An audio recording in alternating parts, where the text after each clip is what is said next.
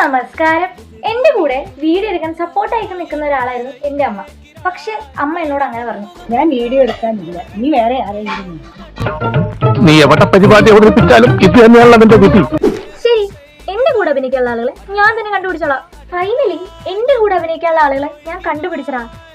എനിക്ക് കിട്ടിയടാ അതുപോലെയുള്ള ആളുകളെ. പക്ഷെ ഒരു കുഴപ്പമുണ്ട്, ഇവരൊരു ചെറിയ വീട്ടിലാണ് താമസിക്കുന്നത്. ഇതാണ് ആ വീട്. ഇതൊരു ഓൾഡ് ഏജ് ഹോം ആണ്. ഓൾഡ് ഏജ് ഹോം ആണെന്നുള്ള സെന്റിമെന്റ്സ് ഒന്നും ഇവിടെ എടുക്കില്ല. ഇവിടെയുള്ള അമ്മമാരും അച്ഛന്മാരും ഹാപ്പിയാണ്. മെയിൻ ആയിട്ട് 2 ടാസ്കാണ് നമുക്ക് അവിടെ ചെയ്യാനുണ്ടായിരുന്നത്. ഒന്നാമത്തെ കാര്യം എന്ന് പറഞ്ഞാൽ അവിടെയുള്ള അച്ഛന്മാരെയും അമ്മമാരെയും ഹാപ്പി ആക്കി ഇരുത്തണം. അതുപോലെ തന്നെ രണ്ടാമത്തെ ടാസ്ക് നമ്മളുടെ കൂടെ അഭിനയിക്കാനുള്ള ആളെ കണ്ടുപിടിക്കണം.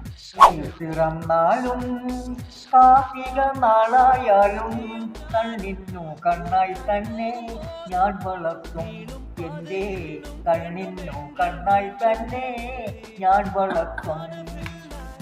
കണ്ണീർ പിറന്നാലും കാർത്തിക നാളായാലും കണ്ണിന്നു കണ്ണായി തന്നെ ഞാൻ വളർത്തും. ഈ വീഡിയോ കണ്ടിട്ട് നിങ്ങളുടെ മുഖത്ത് ഒരു ചെറിയ സന്തോഷം കൊണ്ടുവരാൻ സാധിച്ചെങ്കിൽ അതിന് കാരണം ഞാനല്ല, ദേ ഇവരൊക്കെയാണ്. അപ്പൊ ശരി, എന്നാ അടുത്ത വീഡിയോയിൽ കാണാം.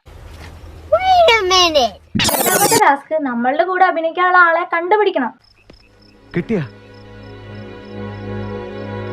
കിട്ടിയ